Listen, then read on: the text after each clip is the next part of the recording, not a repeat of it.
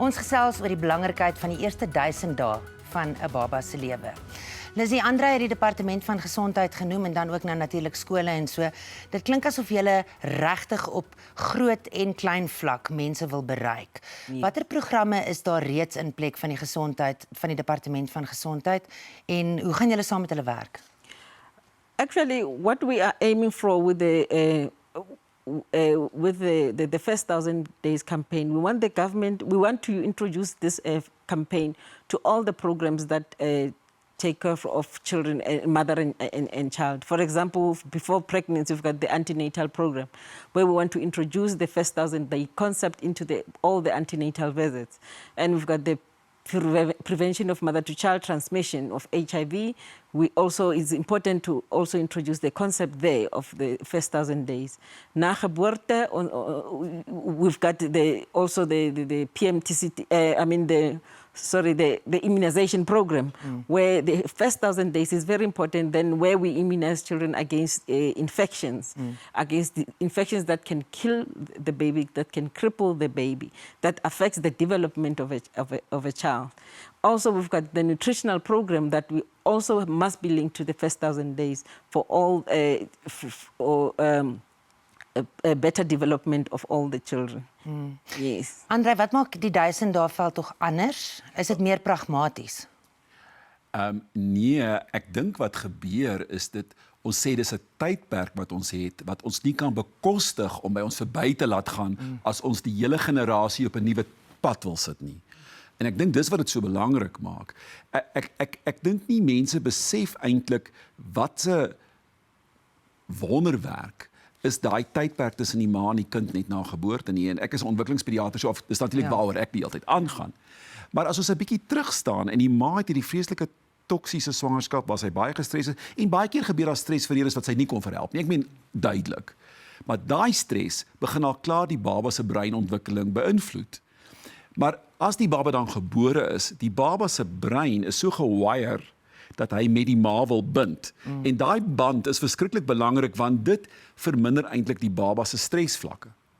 As die baba se stresvlakke nie verminder nie, as daar niemand is met wie hy kan bind nie, en onthou, dit hoef nie net met ma te wees nie, pa kan daai rol speel, die uitgebreide familie kan partykeer daai rol speel, maar die ma is regtig die persoon wat daar is en om daai kind se stresvlakke te verminder. En as dit nie gebeur nie, vir watter rede ook al, dan gaan die kind se stresvlakke nog hoër en sy eie stres begin sy brein affekteer.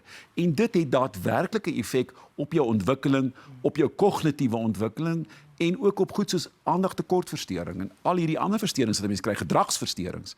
So dis nogal krities dat hoekom is dit ook so belangrik is dat die ma op die regte plek is sover as moontlik as die baba dan gebore is. En die eerste ding wat ma doen is sy kyk in die kind se oë. En daai band begin onmiddellik vorm. En borsvoeding is toevallig 'n baie belangrike plek waar daai band begine ontwikkel. So daai in die kind kyk, vir die kind begin glimlag, die kind begin terugglimlag, dis die begin van die hele sosiale en emosionele ontwikkeling van die kind. So dis daai traktus. Maar as die ma nie beskikbaar is nie en die kind bly angstig, dan is die begin van 'n hele psigiatriese traktus wat begin ontwikkel vir daai kind. En ek dink nie almal besef altyd hoe wonderlik dit is nie. Dis die ma se interaksie met haar kind wat haar kind lus maak om te praat. Dis nie net sommer 'n liekrake ding wat elke ou is gewire en hy gaan net praat nie. Daai ma moet opgewonde wees, sy moet sensitief wees vir haar kind, sy moet empatie hê met haar kind. Daai interaksie is verskriklik belangrik en ons doen dit gelukkig eintlik natuurlik. Dit is nie 'n kuns nie. Ja.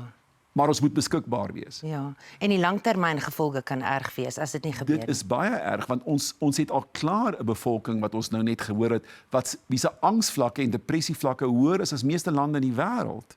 En baie van daai kan 'n mens terugvoer al na hierdie toksiese omgewings as die kinders in hulle eerste 2 jaar wat regtig nie onderskraag word nie. Ons praat van sensitiewe ouerskap. Met ander woorde, dis nie net iemand wat na jou kind kyk terwyl hy daar speel nie, maar dit is die interaksie met jou kind, sensitief wees vir sy behoeftes, optree wanneer daar veral krisisse ontstaan en die krisisse eintlik op kindervlak. Ek praat nou nie van groot ander krisisse nie. Daai sensitiewe ouerskap speel 'n geweldige rol. En natuurlik die interaksie het te doen met die ontwikkeling van die brein, kognitief en die ontwikkeling van die kind. Dit help nie ons begin met vroeë ontwikkeling op 3-4 jaar oud nie. En ons het eintlik daai hele tydperk van kritieke ontwikkelingspotensiaal gemis nie. Ja. En wanvoeding, Corina, die langtermyngevolg daarvan? Wanvoeding in swangerskap of voeding in swangerskap het korttermyn en langtermyn gevolge. So in die korttermyn beïnvloed dit die kind se groei. Dit beïnvloed hulle liggaamssamestelling, hoeveel vet en spiermassa hulle gaan hê. En dan beïnvloed dit ook hulle programmering van glikose, bloedsuiker, van hulle bloedlipiede, van hulle gene. En dit beteken dan in die langtermyn, die breinontwikkeling waarvan Andrei dan nou gepraat het ook, die effek van wanvoeding in die swangerskap beteken dat op die langtermyn kinders nie so goed vorder in die skool soos wat hulle moet nie. En laat hulle ook hulle immuniteit word beïnvloed en dan kry ons ook, as die ma wangevoed is in die swangerskap, laat kinders 'n hoër risiko het om as volwassenes diabetes, hartsiektes, sekere tipes kanker en dan ook vetsigtigheid te ontwikkel. So daar's korttermyn en langtermyn gevolge. Kortliks gee net gou 'n wenk vir as iemand regtig voel maar hulle kan nie al hierdie goed bekostig nie.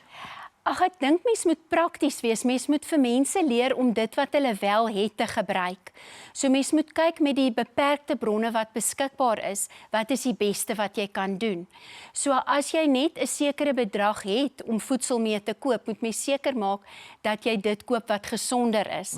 En laat mens byvoorbeeld vir mense leer om groentetuine te maak, om hulle om hulle groente en vrugte inname te verbeter. So mens kan met beperkte bronne nog steeds beter keuses maak. Ja, dit begin maar eintlik net by bewustheid, Ja, nê. ja. Ons gaan maak net gou weer 'n draai in die winkels, dan sit ons weer die gesprek voort.